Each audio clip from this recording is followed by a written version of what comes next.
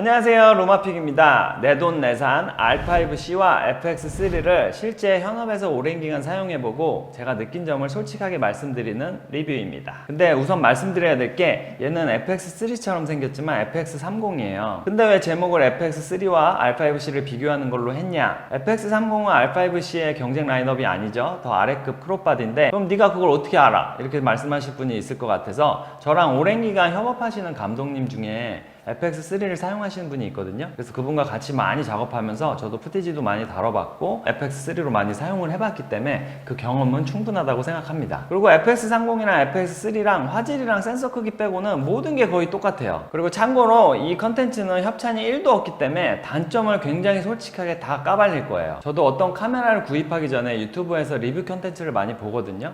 근데 대부분 단점은 대부분 숨기는 느낌이에요. 뭐 있다 해도 뭐 감수할 만하다 뭐 이런 식으로 어물쩍 넘어가는 경우가 많은데 저는 그런 거 1도 없습니다. 솔직하게 다 까발리고 이건 정말 문제다 이렇게 정확하게 말씀드릴 거니까 한번 끝까지 지켜봐 주시면 감사하겠습니다. 자, 그럼 바로 시작해보죠.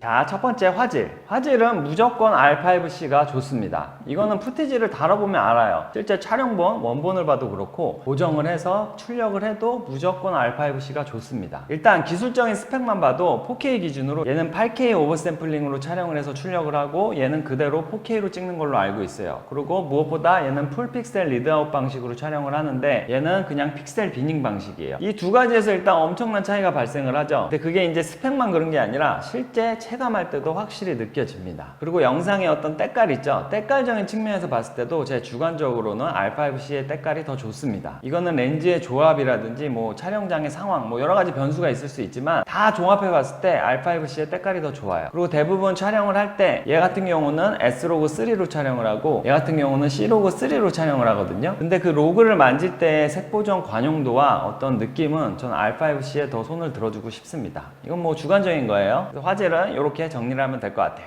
그 두 번째, 사용 편의성. 일단 첫 번째로 메모리를 논하지 않을 수가 없는데 이제 R5C는 CF 익스프레스 B타입을 지원을 해요. B타입이 굉장히 이제 가성비가 좋죠. 용량과 속도 대비 가격이 굉장히 저렴하기 때문에 메모리를 구입하는데 전혀 부담이 없습니다. 근데 FX3 같은 경우는 CF A타입을 지원하죠. 이 소니가 꼭 지네만의 자사 구격을 이제 미는 경우가 많은데 얘도 마찬가지예요. 근데 CFA가 가격이 진짜 사악해요. 그래서 용량이 제일 큰 걸 구입하려면 거의 카메라의 3분의 1 정도의 값까지도 지불해야 되는 상황이 발생을 해요. 뭐 UHS-2 SD카드는 둘 다 지원을 하기 때문에 뭐 그거는 호환성은 괜찮은데 일단 가장 메인이 되는 타입이 A타입과 B타입이라는 거, 거기서 크게 사용 편의성이 갈려진다고 봅니다. 그러면 UHS-2 V90을 사면 되지 않느냐 이렇게 말씀하시는 분들도 계신데 V90도 가격 안정화가 안 돼서 가성비가 매우 떨어집니다. 그럼 V60을 사야 되는 그럼 V60은 또 얘네의 가장 좋은 화질을 또 녹화를 못해요. 그렇기 때문에 이 CFA와 CFB 여기서 많이 편의성이 갈려진다고 생각합니다. 자, 두 번째는 코덱인데 당연히 로우를 지원하는 R5C가 코덱의 범용성은 굉장히 좋습니다. 뭐 로우부터 XF, AVC 그리고 MP4까지 다양하게 굉장히 지원을 하고 소니는 XAVC죠. 거기 코덱으로 H.264와 H.265 둘 다 지원을 하는데 아무래도 XAVC 코덱 중에서만 선택을 할 수 있기 때문에 코덱의 범용성은 좀 떨어지는 편입니다. 근데 실제로 8K 60p까지 얘가 로우를 지원하잖아요. 근데 8K를 찍을 일은 사실 저도 거의 없어요. 뭐 그냥 연습삼아 찍어본 적이 있는데 실제 제가 납품을 하거나 제 개인 작업을 하기 위해 찍기에는 너무 좀 효용성이 떨어져 갖고 아직까지는 있어도 이게 범용성이 그렇게 큰지는 모르겠습니다. 그 다음 UI, 유저 인터페이스는 FX3가 저는 더 편한 것 같아요. 왜냐하면 이제 소니가 바뀐 UI 시스템이 있잖아요. 그게 이제 A7앰프에도 들어가고 뭐 S3에도 들어가고 다양하게 다 들어가는데 여기에도 그 동일한 UI가 들어가서 조작하는데 아주 편리합니다. 근데 R5C는 캐논의 시네마 라인을 달아보지 않으면 이 메뉴가 시네마 라인 메뉴가 따로 있거든요. 그러다 보니까 좀 되게 공부를 해야 되고 복잡해요. 그러니까 사진 기준의 그 메뉴랑은 완전 다르거든요. 물론 이제 익숙해지면 얘도 편한데 처음에 그 메뉴를 조작하기에는 많이 좀 공부가 필요하다는 거, 거기서 당황을 할 수 있어서 그 UI 부분에서는 소니의 승을 들어주고 싶습니다. 그 다음 커스텀 버튼인데 이제 시네캠에서는 이 커스텀 버튼이 굉장히 중요하죠. 이제 내가 원하는 기능을 버튼에 할당해 놓고 바로바로 이제 사용할 수 있는 거. 일단 버튼의 개수는 얘가 13개로 10개인 얘보다 많아요. 근데 이제 사용하는 어떤 편의성에 있어서는 개수는 적어도 얘가 직관적이라서 훨씬 사용하기 편한 것 같아요. R5C는 내가 할당한 버튼을 외우기 전까지는 이게 뭐였더라 이제 가물가물한 경우가 많은데, 얘는 자주 사용하는 걸 아예 이제 이렇게 명칭을 인쇄를 해놔갖고 그거 위주로 저도 사용하다 보니까 훨씬 직관적이고 편한 것 같아요. 이거는 뭐 사람의 내 기억력과 취향 차이니까 뭐가 굳이 좋다고는 말할 수 없을 것 같습니다. 자, 그 다음 부가적으로 얘는 탈리 램프가 아주 다 들어와요. 뭐 여기도 들어오고 앞에도 들어오고 그게 굉장히 이쁘고 또 직관적이거든요. 얘도 탈리 램프 기능이 있긴 한데 이제 액정이랑 앞에만 들어와서 전체적으로 다 들어오는 FX3와는 차이점이 있습니다. 이거는 또 저만의 편의성일 수 있는데 EF 렌즈를 사용한다면 이 변환 어댑터를 ND 필터 기능이 있는 어댑터가 있어요. 얘를 껴서 사용해주면 아주 편하게 가변 ND 기능을 사용할 수 있습니다. 이따 말씀드리겠지만 얘의 단점 중에 하나가 내장 ND 필터가 없잖아요. 그 기능을 이제 어댑터로서 기능을 할 수 있다는 거, 저는 아주 유용하게 사용하고 있습니다. 뭐 문제는 RF 렌즈를 사용할 수 없다는 거지만. 자, 그 다음 마지막 비교 항목으로 단점, 제가 가장 좋아하는 파트죠. 이제 신랄하게 이제 까발리는 시간인데 절대 이게 뭐 감수할 만하다 이딴 소리 안 할 겁니다. 무조건 단점은 단점이에요. 일단 저는 캐논을 개인적으로 많이 사용해 왔고 좋아하는 브랜드지만 두 개를 비교했을 때 얘가 단점이 훨씬 많아요. 그래서 일단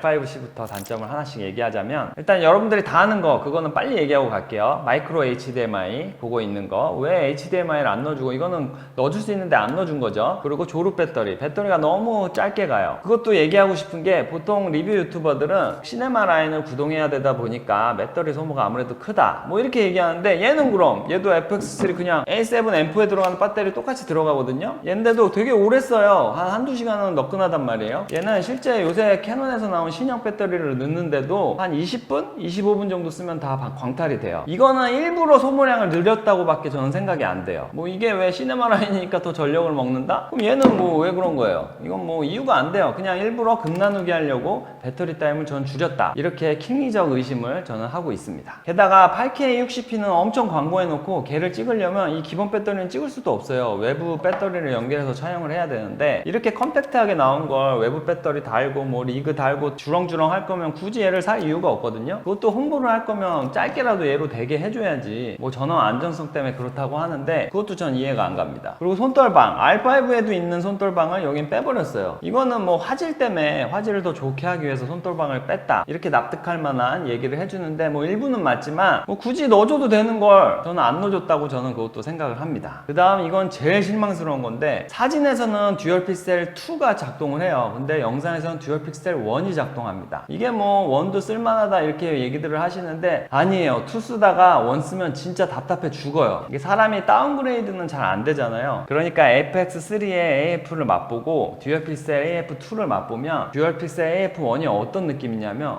이제 좀 잡아줄 때가 됐는데 안 잡아요. 약간 이런 느낌이에요. 이거는 진짜 상위 라인 보호하기 위해서 이것도 급 나누기 한 거밖에 안 됩니다. 듀얼 픽셀 AF는 이제 못 쓸 정도예요. 그래도 시네캠에 있는 게 어디냐 뭐 이렇게 얘기하는데, 그럼 얘는 AF 좋은 거 그대로 들어갔는데, 이거는 정말 실망스러운 부분입니다. 그러니까 얘 포지션이 되게 하이브리드로 나왔잖아요. 근데 R5C를 달고 나왔잖아요. 그럼 시네마 라인으로 가면서 R5보다 영상 기능이 더 좋아야 되는데 AF2 다운그레이드 시켰죠. 손떨방도 없앴죠. 오히려 영상적인 게 더 뺀 느낌이에요. 그러니까 사진은 오히려 더 빼고 영상을 더 업그레이드 시켜주면 오히려 더 이 포지션에 맞다고 생각하는데, 오히려 사진은 그대로 두고 영상을 다운그레이드 시켰어요. 그게 좀 사실 좀 이해가 안 갑니다. 그리고 DR이 더 넓은 C로그2가 탑재 안 돼 있는 점, 이것도 단점이라고 생각해요. 이거는 나중에 펌웨어로 업데이트 시켜줄 수도 있으니까 한번 기대를 해보겠습니다. 그 다음 FX3. 뭐 일단 첫 번째 단점은 시네캠인데 화질이 그렇게 좋지 않아요. A7S3랑 같은 센서랑 같은 기능이 거의 들어갔죠. 그거랑 비교해서도 차이를 느끼기가 힘들고, 실제 다른 화질 좋은 시네캠들이랑 비교했을 때 저는 그렇게 화질이 좋은지 모르겠어요. 두 번째는 시네캠인데 개각도가 안 돼요. 이건 정말 어이가 없는데, 셔터 스피드를 그래서 사진처럼 일일이 맞춰야 돼요. 프레임을 바꿀 때마다. 왜 이런 데서 어이없는 급 나누기를 했는지 저는 좀 이해가 안 됩니다. 그리고 웬만한 시네캠에서 다 되는 웨이브폼 보기가 안 돼요. 히스토그램만 되고 웨이브폼이 안 되는데, 그것도 웨이브폼에 익숙하다 보면 좀 불편해요. 물론 뭐 외장 모니터 달아서 보면 되지 않느냐 이렇게 말씀하실 수도 있는데, 제가 아까도 말씀드렸지만 뭐를 주렁주렁 달기 시작하면 이 컴팩트 라인의 의미가 퇴색됩니다. 그래서 최대한 바디에서 다 지원을 해주면 좋은데 얘는 그게 안 돼요. 그리고 아까 사용 편의성에서도 말씀드렸지만 메인 메모리로 CF-A 타입을 지원하는 거, CF-B만 지원해도 얘 가치가 엄청나게 올라갔을 거라고 저는 생각을 해요. 왜냐하면 얘를 구입하면서 메모리 구입 비용 되게 부담되거든요. 그래서 저도 CF-A는 구입을 안 했고 UHS-2 V90256으로 블랙 프라이데이 때 좀 싸게 구매했어요. 자, 그럼 결론을 내보겠습니다. R5C를 구입하실 분들은 사진과 영상을 둘 다 하시는 분, 어느 정도 비중이 비슷비슷하거나 뭐 영상이 조금 더 많거나 뭐 사진이 조금 더 많아도 돼요. 그런 사진과 영상을 넘나드는 작업을 많이 한다 하면 얘가 굉장히 좋다고 생각을 하고요. 그리고 난 화질에 좀 몰빵한 작은 시네캠을 원한다 했을 때도 얘가 좋은 선택이라고 생각을 합니다. 무빙 촬영보다는 내가 고정을 시켜놓고 간단하게 여기저기 다니면서 찍으실 분들, 그런 분들한테도 더 적합한 카메라라고 생각을 해요. 그리고 FX3는 이동 촬영, 그러니까 스냅 촬영이라든지 이제 런앤건 촬영 있죠. 아무래도 손돌방에 탑재된 모델이다 보니까 그런 걸 촬영 많이 하시는 분들한테 더 적합하다고 생각하고, 그리고 AF랑 뭐 사용 편의성, 그리고 배터리 타임, 모든 게 다 R5C보다 얘가 좋기 때문에 자주 사용하기는 더 편한 것 같아요. 네, 이렇게 정리를 해볼 수 있을 것 같은데, 제 개인적으로는 R5C로 촬영하는 게 더 만족스러워요. 뭐 아까 말씀드렸듯이 화질도 그렇지만 보정을 할 때 그 보정의 느낌도 저는 캐논이 더 잘 맞는 것 같아요. 이건 뭐 어디까지나 개인적인 거니까. 근데 실제 아이들을 촬영해 주거나 뭐 제가 그냥 가벼운 마음으로 바로바로 가져나갈 때는 얘를 더 많이 사용을 해요. 아무래도 뭐 사용 편의성이 워낙 얘가 뛰어나다 보니까 일상생활에서는 훨씬 자주 사용하게 되는 것 같습니다. 자, 오늘 리뷰는 여기까지였고요. 제 주관적인 느낌으로 다 한번 정리를 해본 거니까 여러분들도 참고하셔서 구입에 도움이 되셨으면 좋겠습니다.